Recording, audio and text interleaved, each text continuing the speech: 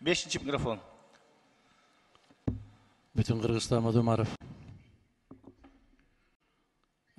Көпчілік қандай чешсе ошондой болуп кете берет. Аны түшүнөбүз, бирок регламент деген бар, мыйзам деген бар. Мындай бир атууга кетип бараткан кишиге дагы соңку сөз берет. Маалымат берилиши керек. Кетүү деген бул конституциялык кызмат. Кызматтан кетирүү үчүн жүйөлүү себептер болуш керек. Жүйөлүү себептеринде фракция тиешеси жок статьяга шилтеме жасап атат. Ошол статьяны аткарбагандыгы үчүн деп. Ал беренеде өз убагында кызматка сунуш кылбай койгондугу жөнүндө сөз кетип атат. Эгерде биз жогорку кеңеш азыр унчукпай туруп ошого добуш берип койгон болсок, биз дагы өзүбүздүн сабатсыздыгыбызды көрсөтөбүз. Мыйзамды сактабагандыгыбызды көрсөтөбүз. 122 берене ал таптакыр башка берене.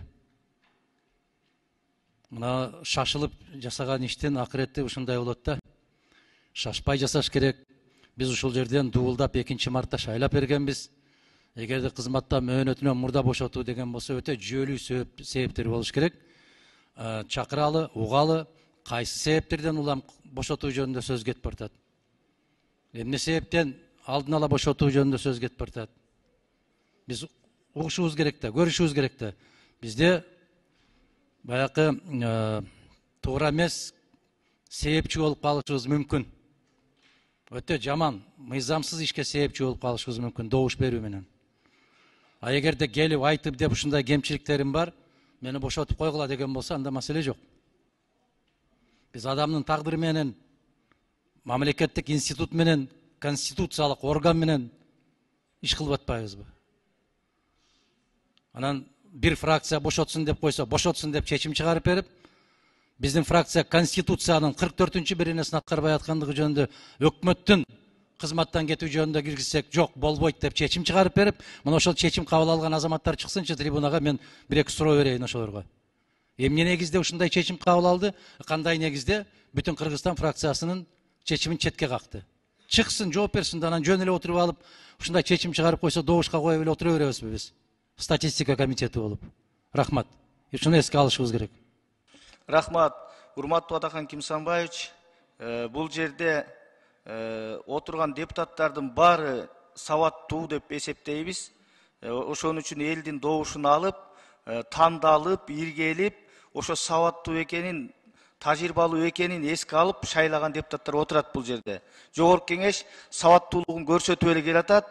Мен сизге айтып коеюн, Атыр Абдрахматованы биз чакырдык, расмий түрдө чакырылган, келген жок. Биз бардыгын мыйзамдын, регламенттин негизинде алып барата жатабыз.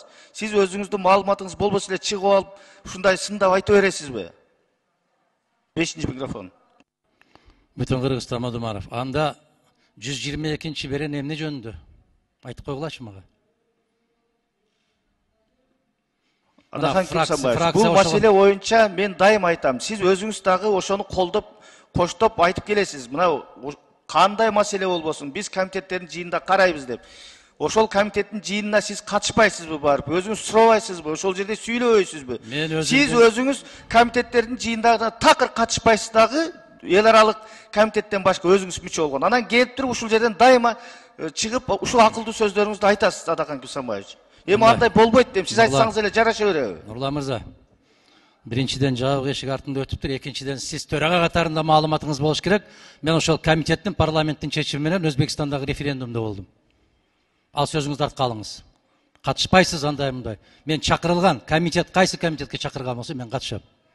Өзүмдүн комитетимде такай. Мен ошону айтып атпайм, сиз эл аралык комитеттен башка комитетке катышпайсыз деп. Мен Ташкентте болуп туруп, бул жердеги комитетке катыша албайм. Биринчиден, экинчиден, мына жанагы айтыңыз, мына юристти кайда чакырып атасыз. 122-чи берене эмне жөнүндө?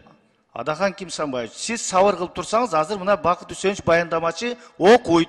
Ошону окуганга анан айтып атпайсыз. Сиз эмне эле шашып өзүңүз айтмакчы, арабанын алдына чоп кетип атасыз өзүңүз. Токтомду добушка коем деп атасыз. Сабыр кылып туруңуз, окуйт азыр.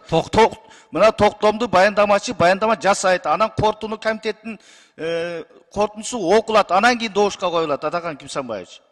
Процедура менен кетип атпайбызбы? Мен ушуну коердун алдында бардык процедураны аткарып атпайм, Адахан Кимсанбаевич. Бакыт Үсенович, окуп коюңуз. Баяндамачы. 5-чи микрофон. Кыргызстан Мадумаров, айтышпасаңыз жакшы болот эле. Мен регламентти сизден 10-15 жыл баштараак жаттаганмын. Бардык нерсе көпчүлүк менен добуш менен кабыл алынат. Эгер эреже менен барса, эреже менен барып добушка коюлса. Эрежени бузуп барып туруп эле келгиле ушуну добушка коелу десе, азыр деле көпчүлүк добуш аласыңар. Аны түшүнүп турам. Мен айтып атам, эрежени сактагыла, мыйзамды сактагыла, конституциянын талаптарын сактагыла. Биз мыйзам чыгаруу бийлигибиз. Эгерде мыйзамды биз тебелеп, көпчүлүк биз кете беребиз деп барган болсок, анда добушка коюла, жөн эле талкуусу жок, чечими жок.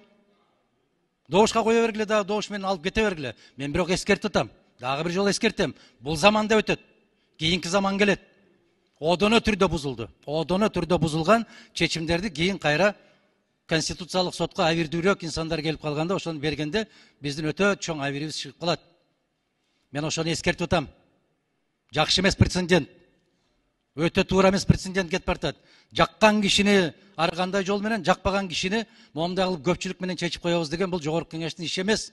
Жогорку кеңеш калыс болуш керек. Адилеттүү болуш керек. Мыйзамды каккан казыктай кармаган орган болуш керек. Тилекке каршы андай болбой атабыз. Өтө өкүнүчтүү. Азыр билем көпчүлүксүңөр. Баары бир мени утасыңар, билем аны дагы. Бирок мен эскертип атам.